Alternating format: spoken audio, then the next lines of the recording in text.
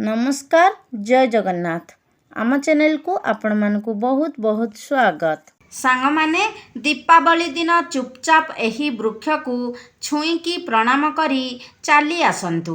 तत्काल ही आपणकर समस्त दुख कष्ट दूर होई जिव। आपणकर समस्त मनस्कामना तुरंत हेब पूर्ण।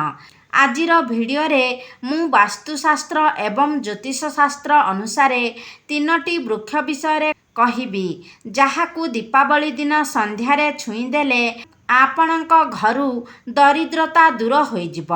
माँ लक्ष्मींकर कृपा और आशीर्वाद आपण प्राप्त करिवे। एही वृक्ष गुड़िक छुईदेले आपणकर जन्म जन्मांतरर गरीबता एवं दरिद्रता दूर होइजिब। सांग माने आम हिंदू धर्म रे आमे वृक्षलता गुड़िकु देवी देवता भली पूजा करिथाउ। केवल जे आध्यात्मिक दृष्टि वृक्षर अनेक महत्व रही ताहा नुहे, वैज्ञानिक दृष्टिकोणरू मध्य एही वृक्षलता गुड़िक मनुष्य को प्राणवायु अर्थात निश्वास नेबा पाई अम्लजान जोगाई थांती एवं मनुष्यर प्रश्वासरू निर्गत हेउथिबा कार्बन डाइऑक्साइड गैस को निज भीतर को नेई संसार को रक्षा करि थांती। अनेक वृक्ष अछि जहाकू हिंदू धर्म रे पूजनीय माना जाए। शास्त्र रे वृक्ष को अनेक गुणकारी बोली कहा जाइछि। अनेक रोगर चिकित्सा पाई मध्य वृक्षलता को आमे औषध रूप रे व्यवहार करिथाउ।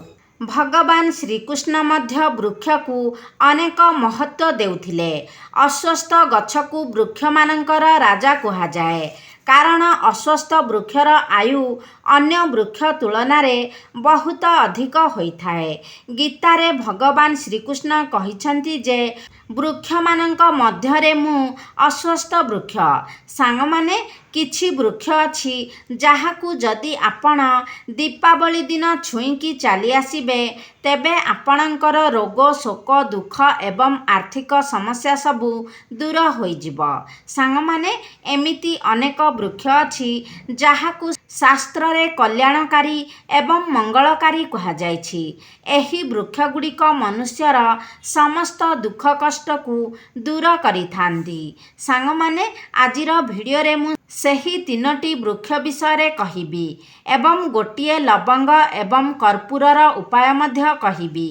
एहा छड़ा ए गछ निकटरे केउ भोग आपण चढ़ाइबे ताहा मध्य कहिबी। सबु किछि जानिबा पाई भिडियोटी को स्किप न करी शेष पर्यंत निहाती देखंतु एवं चैनलटी को सब्सक्राइब करी कमेंट बॉक्स रे श्रद्धा और भक्तिर सह जय माँ लक्ष्मी निश्चय लिखंतु।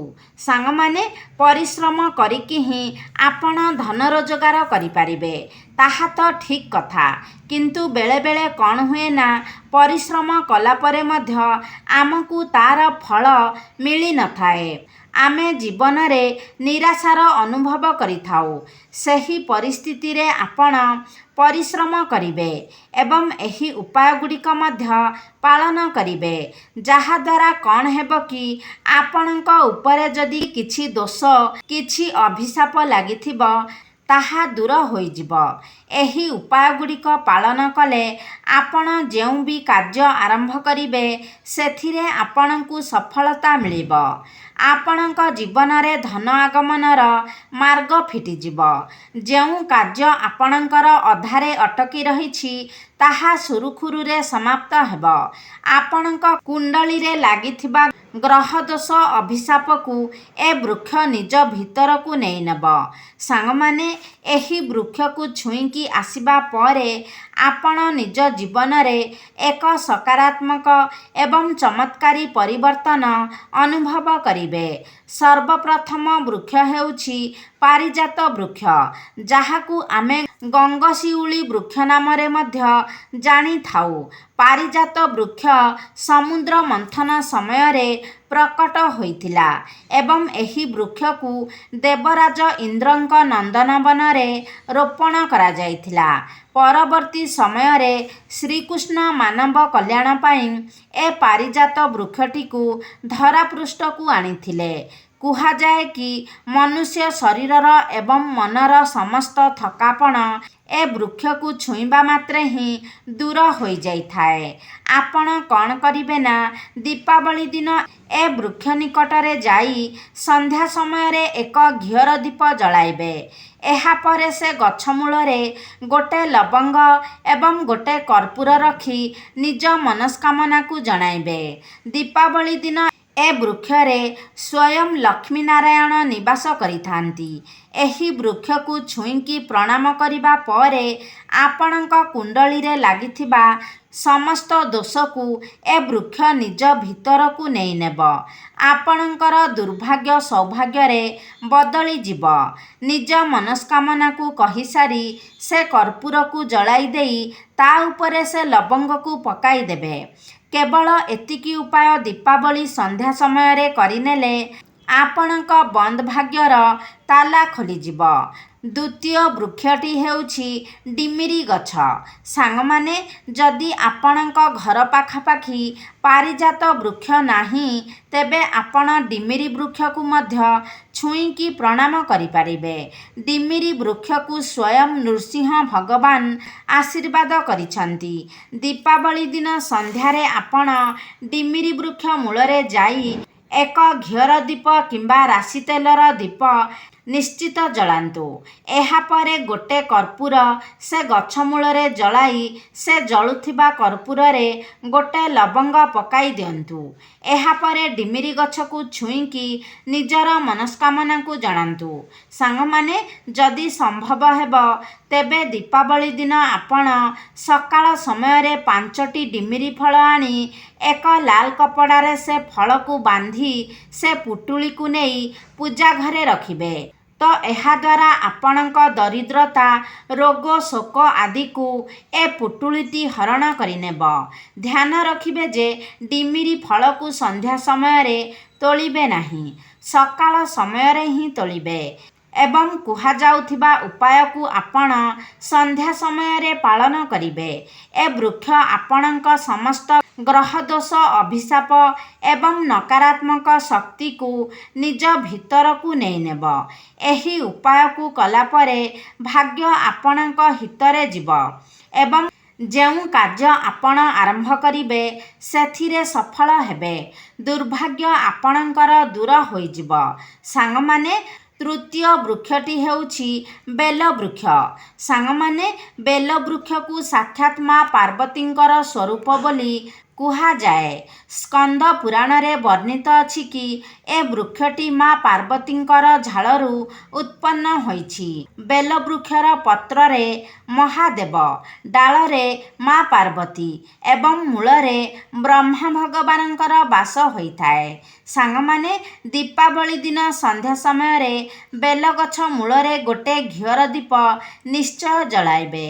ଏହାକୁ ଅତ୍ୟନ୍ତ ଶୁଭ ମାନାଯାଏ। ଦୀପାବଳି ସନ୍ଧ୍ୟାରେ ବେଲଗଛ ମୂଳରେ ଘିଅର ଦୀପ ଜଳାଇଲେ ଆପଣଙ୍କ ଘର ଧନଧାନ୍ୟରେ ପୂରି ଉଠିବ। ଏହି ବୃକ୍ଷକୁ ଛୁଇଁବା ମାତ୍ରେ ହିଁ ମନୁଷ୍ୟର 1000 ପାପର ନାଶ ହୋଇଥାଏ। ସାଙ୍ଗମାନେ, କୁହାଯାଏ ଯେଉଁ ଲୋକମାନେ ତୀର୍ଥଯାତ୍ରା କରିପାରୁନାହାନ୍ତି ସେମାନେ ଶ୍ରାବଣ ମାସରେ ଯଦି ମାସସାରା ବେଲବୃକ୍ଷ ମୂଳରେ ଘିଅର ଦୀପ ଜଳାଇବେ ତେବେ ସେ ବ୍ୟକ୍ତିକୁ ତୀର୍ଥଯାତ୍ରା ନ ଯାଇ ମଧ୍ୟ ସମସ୍ତ ତୀର୍ଥର ପୁଣ୍ୟଫଳ ପ୍ରାପ୍ତ ହେବ। ସାଙ୍ଗମାନେ, ଦୀପାବଳି ଦିନ ସନ୍ଧ୍ୟାରେ ବେଲଗଛ ମୂଳରେ ଦୀପ ଜଳାଇ ସାରି ଆପଣ ଗୋଟିଏ କର୍ପୂର ଏବଂ ଲବଙ୍ଗକୁ ଜଳାଇ ଦେବେ ଏବଂ ନିଜର ମନସ୍କାମନା ବେଲବୃକ୍ଷ ନିକଟରେ ପ୍ରକାଶ କରିବେ। ଯଦି ଆପଣଙ୍କ ପାଖରେ ଦୁଦୁରା ଗଛର ଫଳ କିମ୍ବା ଫୁଲ ଅଛି ତାହା ମଧ୍ୟ ଆପଣ ଏହି ବେଲବୃକ୍ଷ ମୂଳରେ ଅର୍ପଣ କରିବେ। ଏହି ଉପାୟକୁ କଲାପରେ ଆପଣଙ୍କ ଜୀବନରୁ ଦରିଦ୍ରତା ଦୂରେଇ ଯିବ। ଶନି, ରାହୁ, କେତୁଙ୍କର କିଛି ଦୋଷ କିମ୍ବା ଅଭିଶାପ ଆଦି କଟିଯିବ। ଏହି ବେଲବୃକ୍ଷ ମୂଳରେ ଦୀପ ଜାଳିଲେ ପିତୃପୁରୁଷ ମଧ୍ୟ ଆମକୁ ଆଶୀର୍ବାଦ କରିଥାନ୍ତି। ସାଙ୍ଗମାନେ, ଦୀପାବଳି ଦିନ ସକାଳେ ଯଦି ଆପଣ ବେଲବୃକ୍ଷ ମୂଳରେ ଉପରେ କ୍ଷୀର ଢାଳିବେ ତେବେ ମଧ୍ୟ ଆପଣଙ୍କର ଅନେକ ସମସ୍ୟାର ସମାଧାନ ହୋଇଯିବ।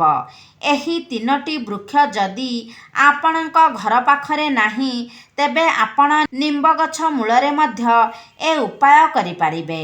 ଆପଣ କ'ଣ କରିବେ ନା କ୍ଷୀରରେ ମିଶ୍ରି ମିଶାଇ ନିମ୍ବ ଗଛ ମୂଳରେ ଦୀପାବଳି ଦିନ ସକାଳେ ଚଢ଼ାଇବେ ଏବଂ ସନ୍ଧ୍ୟା ସମୟରେ ନିମ୍ବ ଗଛ ମୂଳରେ ସୋରିଷ ତେଲର ଦୀପ ଜଳାଇବେ।